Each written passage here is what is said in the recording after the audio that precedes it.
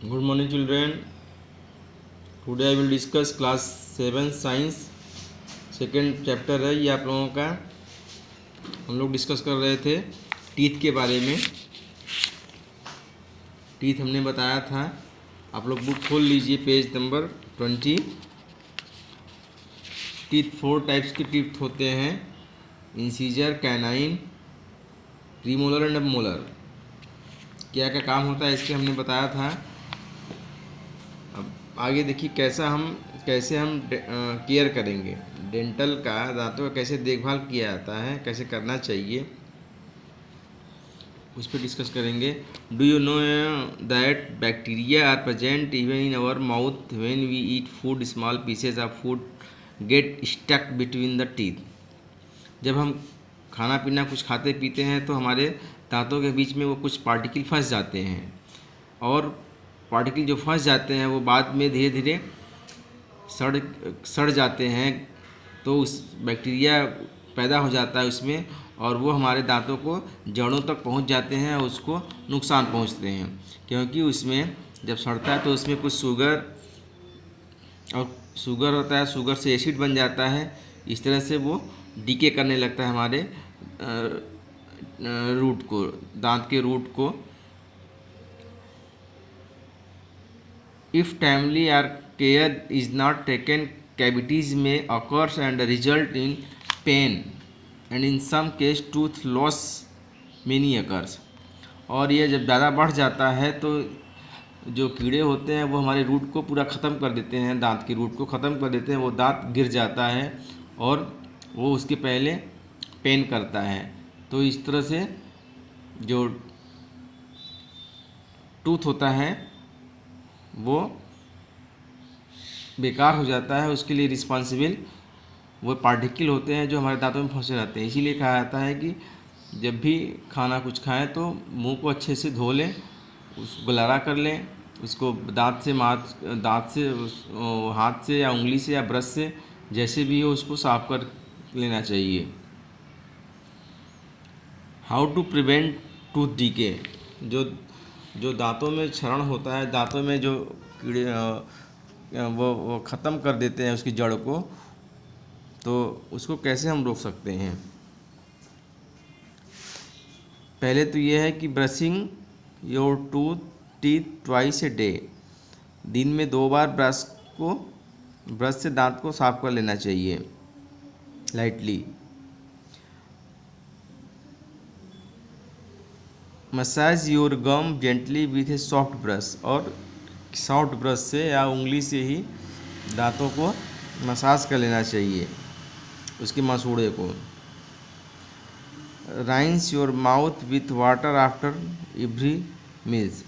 और मुंह को खाने के बाद पानी ले करके कुल्ली कर लेना चाहिए, गुलगुला करके।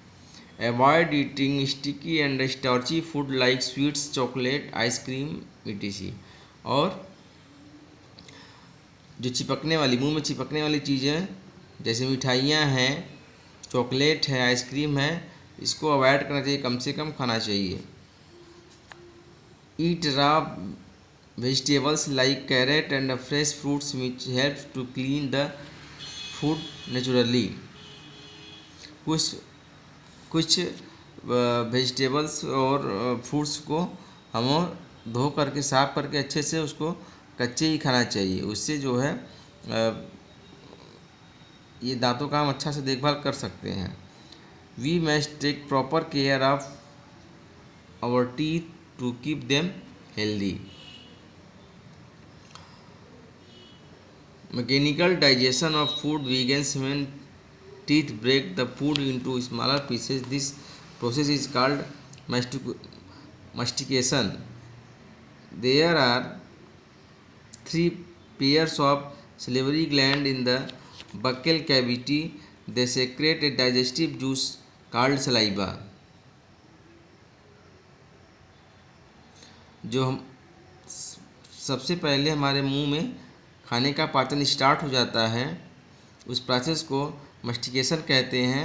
और there are 3 pair of salivary gland. 3 जोड़ी सलेवरी ग्लैंड होता है जो हमारे सलाइवा उसमें भरा रहता है और वो खाने के दौरान निकलता है, जो हमारे भोजन को लुगदीनुमा बनाता है और उसको पचाता है ताकि वो नीचे आसानी से चले जाए और उसका और अच्छे से पाचन हो। ये काम सलाइवा का होता है। Saliva break down the starch into sugar.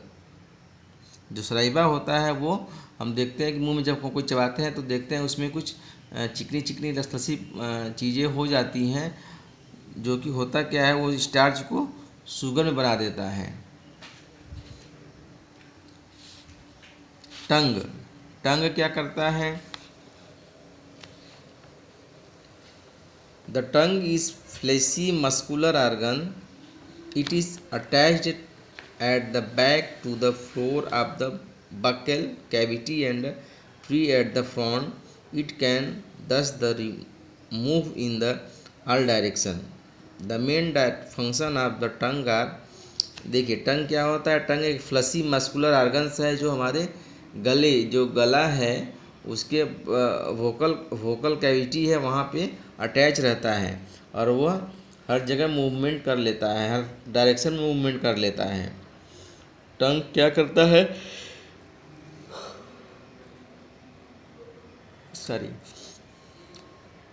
It helps to mix saliva with the food. या जो मुंह से सलाइवा निकलता है वो हमारे भोजन में मिक्स करता है। Second, helps in swelling food. Food को चबाने में हेल्प करता है, वो उलट पुलट के फूड को चबाने का काम करता है। It tells to taste of the food with the help of taste bud. और एक इसका मेन काम जो है वो टेस्ट को बताता है, हमारे स्वाद को बताता है कौन चीज़ कैसा है, खट्टा है, मीठा, कड़वा, इस तरह से। अब उसमें बर्ड्स होते हैं, छोटी छोटी बर्ड्स कली टाइप का होते हैं, उभरे हुए, आप लोग देखते होंगे आपके टंग में रहता है, तो वो टेस्ट बड्स होते हैं जो कि स्वाद बताते हैं। It help us in talking. और वो बात करने में, शब्दों का प्रोनाउंस करने में भी टंग का बड़ा योगदान है। देखिए किसी के पास अगर टंग नहीं रहता है तो बोल नहीं पाता है, क्योंकि टंग जो है वो वोकल कार्ड को वो साउंड देता है, अलग अलग साउंड वहीं से रेज होता है। देखिए साउंड वो जब हमारे टीथ में लगेगा तो अलग साउंड निकलता है, हमारे ऊपर तालू में लगता है तो अलग साउंड देता है। इसलिए इसका एक ये भी काम है कि वो साउंड देता है, टंग की हेल्प से हम साउंड निकाल पाते हैं।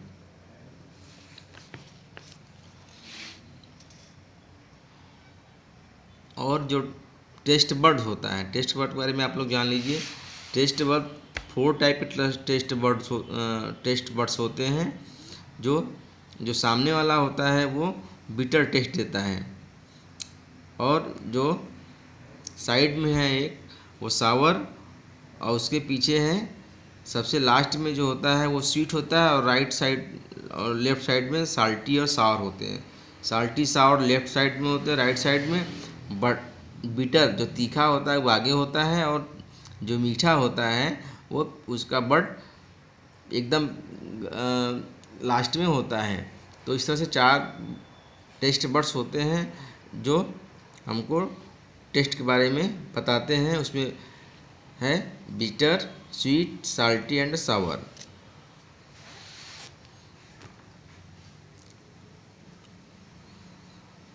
The windpipe and the food pipe lies close together, but inside throat the two shares a common passage. During the act of swelling, a flap-like structure called epiglottis closes the passage of the windpipe. This prevents the entry of food into the windpipe. If we talk or eat a hurry or laugh, the food particle can be enter the windpipe and we cough, get hiccups or feel a choking sensation. कभी कभी देखिए ये हमारा जो है wind pipe और food pipe, ये एक जगह मिले होते हैं। विंड पाइप और फूड पाइप मिले होते हैं, और during the swelling of A flap like structure called epiglottis, जो विंड पाइप होता है वो क्लोज हो जाता है जब हम बोलते हैं। कभी कभी क्या होता है कि देखिए खाना खाते समय पीते समय हम जब बोलते हैं या हंसते हैं तो वो विंड पाइप में खाने के पार्टिकल चले जाते हैं, जिससे हमको स्नीजिंग होती है, छींक आती है या खांसी आने लगती है। तो वो विंड पाइप जो सांस लेने वाली, जो हवा लेने वाली जो नली होती है उसमें फंस जाता है, और वो निकालने के लिए हमको खांसी और छींक आती है।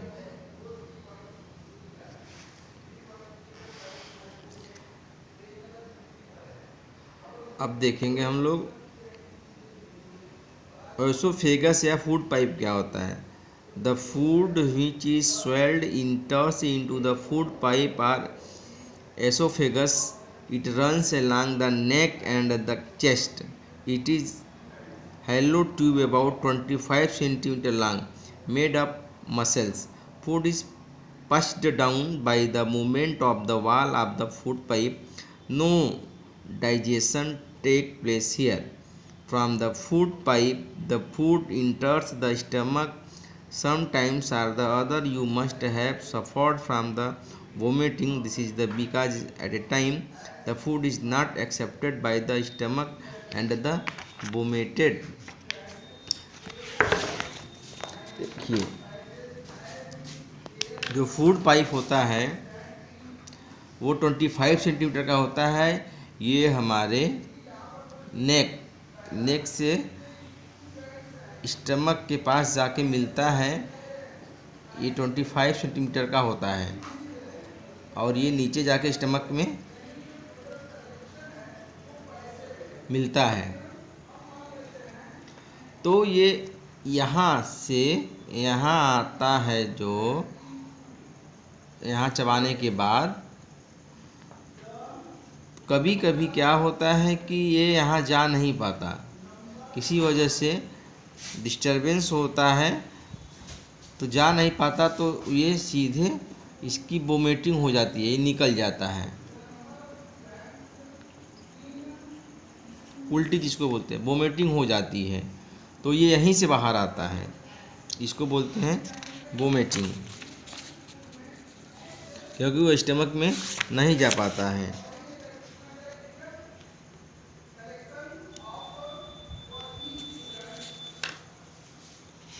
नेक्स्ट हम लोग देखते हैं नेक्स्ट स्टमक है, आप लोग पढ़ लीजिएगा नेक्स्ट क्लास नेक्स्ट दिन। Thank you, have a nice day.